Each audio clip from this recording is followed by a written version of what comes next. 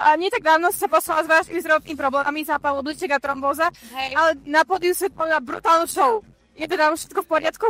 Ďakujem pekne, no obličky už by mali fungovať ako treba, ale čo sa týka tej trombózy, ešte stále to není úplne OK, akože mám aj pančuchu, nosím povinne, vždycky keď idem na stage, dávam dole, lebo strašne ťažko sa to zakrýva, ale keď dohráme koncert, tak vlastne prídem do backstage a mám takú vec, ktorú si to sa dá a to nosím na každý koncert, aby som si to mohla hneď dať a dneska ešte máme ďalší koncert, tak nechcela som, aby mi opekla noha, takže znova musím mať tú pančuchu, no, keď cestujem hlavne. Super, držíme palce. Ďakujem. Takže ťa to nejak neobmedzuje v bežnom živote? No v bežnom živote, keď si nedám tú pančuchu, tak mi že opuchne noha až o 2 až 3 cm, ako keby obvode je lítka. Aha.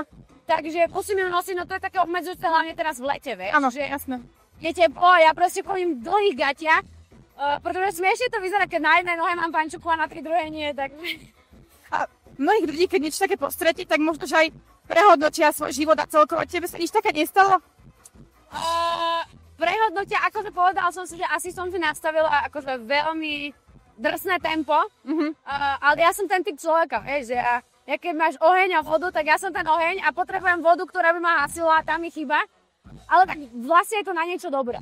Zle je to na to, že potom človek sa preťaží a práve to ukáže to zdravie.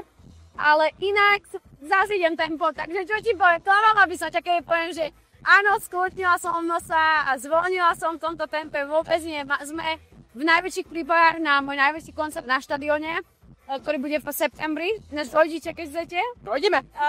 Takže sme v najväčších prípravách, máme veľa koncertov teraz, zase dneska hrali sme tu a hráme ešte dneska v Turzovke, takže dneska máme dvojak.